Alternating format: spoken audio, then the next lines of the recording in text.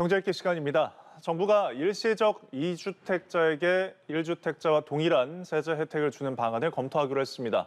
이런 가운데 새 정부의 부동산 정책을 진두지휘할 원희룡 국토교통부 장관 후보자가 부동산 문제에 대한 신중한 접근을 강조하면서 새 정부가 부동산 규제 완화보다는 주택 공급 계획 발표에 속도를 낼 것이라는 관측이 나오고 있는데요. 오늘 관련 내용 권혁중 경제평론가와 함께 짚어보겠습니다. 어서 오십시오. 네, 안녕하십니까. 네. 자, 이사나 갑자기 이제 상속을 받게 되면은 아무래도 집이 두 채가 되는 경우도 있잖아요. 맞습니다. 그래서 그렇지 지금 이 2주택자가 된 사람들을 위해서 1세대 1주택자와 동일한 혜택을 이제 주겠다. 정부가 이렇게 검토에 나섰습니다. 네네. 지금 그렇다면 앞으로 어떻게 달라지는 건가요? 사실 그 1세대 1주택자에게 사실 이 종부세 납부할 때 21년도 공시가격으로 적용하자라고 이제 이미 발표를 했잖아요. 예. 그렇게 되면 일시적인 2주택자 같은 경우에도 금방 말씀드렸던 이런 1세대 1주택의 혜택을 그대로 이제 받을 수밖에 없게 되는 거죠. 특히 고령자 납부 유예 제도도 혜택을 누릴 수 있기 때문에 네. 굉장히 큰 어떤 정책 방향이다 볼 수 있겠는데 일단 먼저 1세대 1주택자 다양한 세금 혜택을 좀 받을 수 있게 됩니다. 첫 번째로는 1세대 1주택자에 대한 종부세 공제 금액이 11억 원이거든요. 예. 일반 같은 경우는 6억 원이에요. 그러니까 공제 금액이 1세대 1주택자가 훨씬 더 크죠. 예. 그러면은 일시적 2주택자가 만약에 이 1세대 1주택 혜택을 받는다 그러면 자연스럽게 이제는 이 혜택을 고스란히 누릴 수 있게 되고요. 두 번째로는 최대 80%까지 이제 고령자 장기보유 특별세액 공제도 누릴 수 있게 됩니다. 예. 또 세 번째로는 만약에 부부가 공동으로 그 아파트를 아니면 집을 소유하고 있다라고 본다 그러면 각각 6억 원씩 그러니까 12억까지 사실 이제 공제를 좀 받을 수 있거든요. 예. 또한 여기서 선택할 수 있는데 아니면은 고령자 장기보유 특별 공제를 받을 수 있는 이 두 가지를 하나를 유리한 쪽으로 이제 선택할 수 있게 됩니다. 예. 그러니까 이러한 다양한 세제 혜택도 사실 이제는 누릴 수가 있게 되는 것이죠. 근데 문제는 실현 가능성입니다.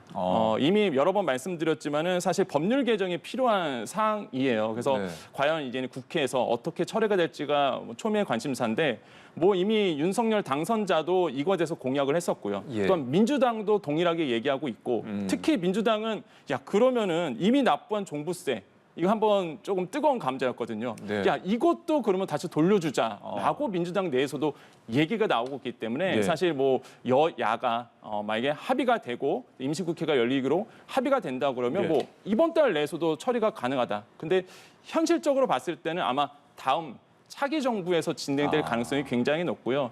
만약에 차기 정부에서 진행된다 그러면 일단 8월 안에는 사실 이 법안이 처리돼야지만 예. 사실 이 혜택을 좀 받을 수 있기 때문에 시장에서는 지금 8월 전에는 아마 처리되지 않을까라고 이제 생각을 하고 있습니다. 예, 그렇습니다.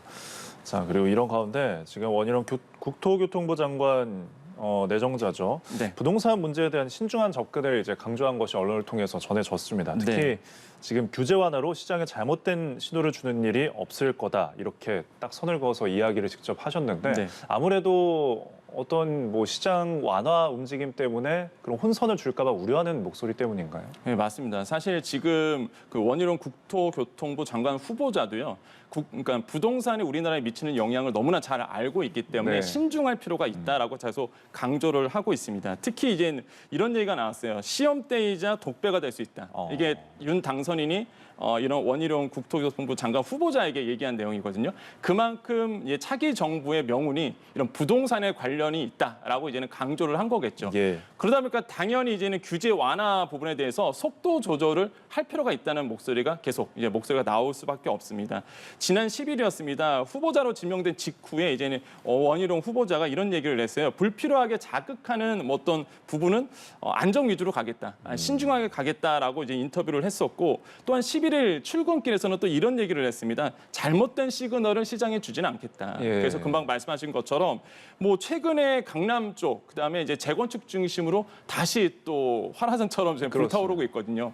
그러다 보니까 시장에 잘못된 시그널을 줘서 여기에 기름을 붓지 않겠다라고 해서 굉장히 신중한 태도를 지금 보이고 있다라고 하는 게 이제 팩트라고 보시면 되겠습니다. 그래서 향후 전망이 중요한데 사실 법 개정이 필요한 부분, 우리 지난주에 말씀드렸던 재건축 초과 이익 환수제 같은 부분 네. 이런 것들은 이제 법 개정이 필요한 부분인데요.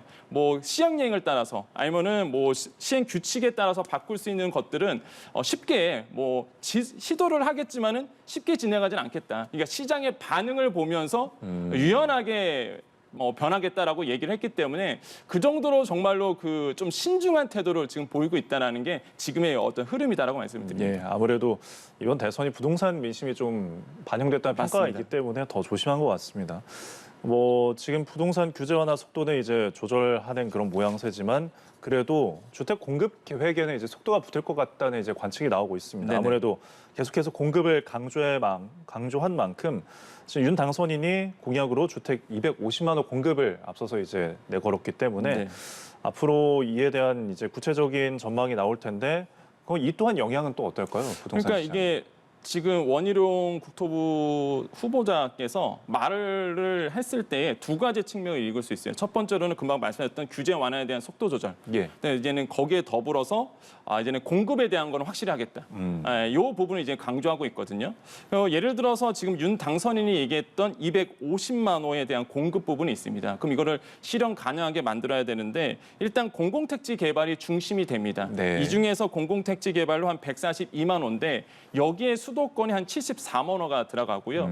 그다음에 이제 재건축 재개발이 47만 호인데 수도권이 한 30만 호가 됩니다. 예. 그 중심은 뭐냐면 수도권 내에서 집중적으로 그러니까 수요가 있는 쪽에서 맞춰서 들어가겠다는 것이기 때문에 굉장히 현실적인 방안이다라고 시장에서는 이제 평가를 하고 있고요. 네. 이렇게 수도권에만 한 130만, 150만 호 이제 가구가 대규모로 공급된다는 사실인데 그러다 보니까 이제 수요와 공급 법칙이 있잖아요. 말 그대로 수요가 그만큼 많으면 그만큼의 공급을 투입하겠다라는 기본적인 정책을 가지고 왔기 때문에 시장에서는 굉장히 높게 평가하고 있습니다.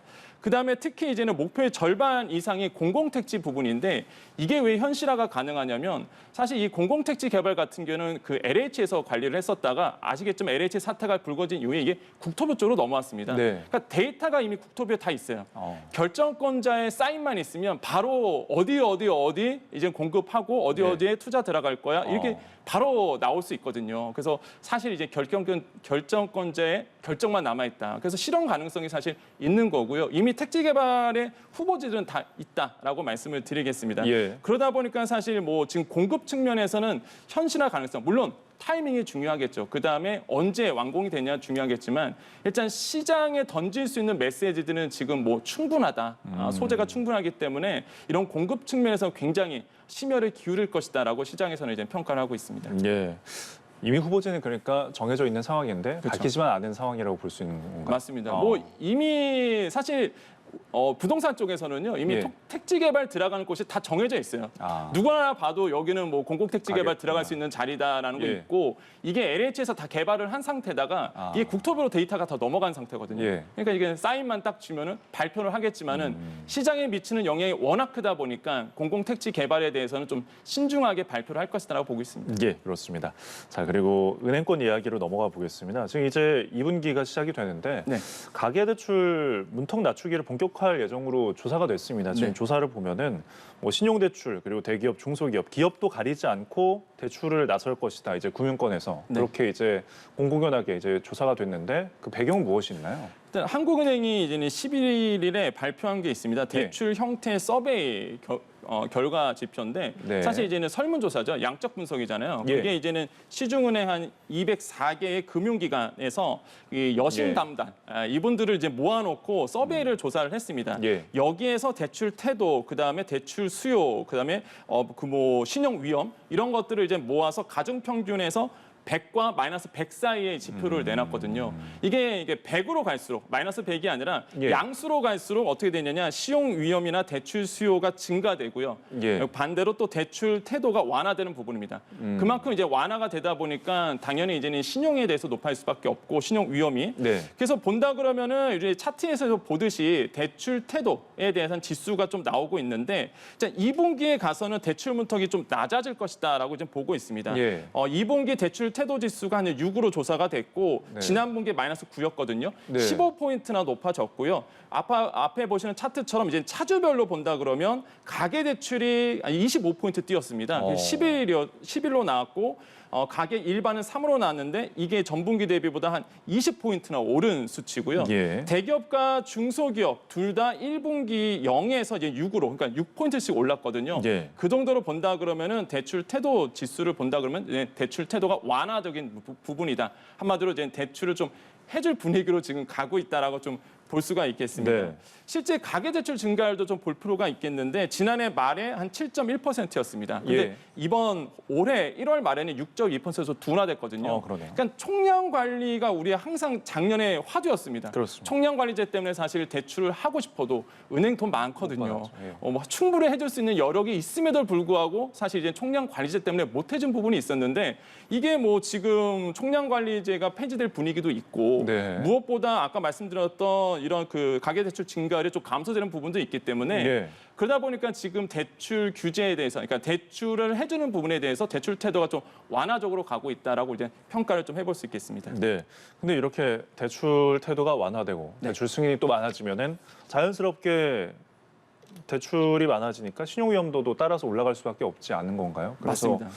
네. 뭐 앞으로 계속해서 이 또한 문제가 될 수 있다는 관측이 있는데 어떻게 보시나요? 그러니까 신용위험 지수도 이제는 같이 이제 발표가 됐는데 네. 이게 지난 1분기보다 1포인트 정도 높아졌습니다. 그만큼 아. 이제 대출 수량이 많아지고 무엇보다 대출 수요 지수가 있어요. 예. 한마디로 이제는 어느 정도 대출을 할 수 있는 민간에서 아니면 가게라든지 기업에서 대출할 니즈가 있느냐 이것도 조사가 됐는데 네. 이것도 사실 1분기에 보면은 한 19포인트나 높아졌거든요. 말 그대로 은행에서도 대출할 의사가 있다라고 얘기하고 예. 또한 시장에서도 나 대출할 거야라고 지금 조사가 됐고 그러다 보니까 당연히 대출량이 많아질 수밖에 없다 보니까 이런 신용 위험 지수도 같이 이제 높아질 수밖에 없는 상황으로 간다. 그래서 대출 금리 상승세, 그다음에 대외적인 환경 이런 부분 때문에 사실 기업과 기업과 아니면 가계의 신용 위험이 좀 높아질 수밖에 없고요. 무엇보다 고금리 상태로 계속 가고 있습니다. 금리가 네. 계속적으로 높아지고 있고 뭐 채권금리도 정말로 시장에서 예상한 것보다 더 많이 뛰고 있는 부분이 있기 때문에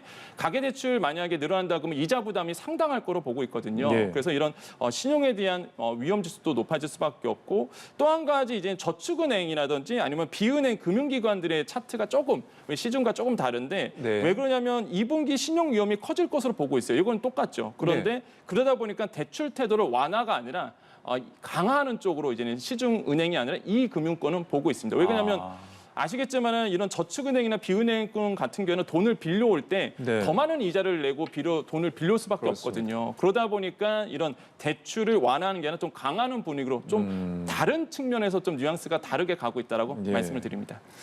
뭐 대출은 역시 계획적으로 하는 게 가장 좋겠죠. 맞습니다. 예.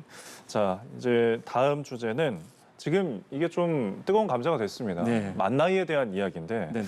지금 인수위가 법적 사회적 나이 기준을 이제 만 나이로 통일하는 방안을 추진하기로 해서 뭐 어느 분들께서는 이제 나 2살 젊어지는 거 아니냐 하면서 반색하는 모습도 보였는데 네. 지금 이렇게 되면은 우리 일상에 어떤 변화들이 있을까요? 그럼 우리나라는요. 예. 좀 특이한 게 나이가 3가지가 있습니다. 이 연나이가 있고요.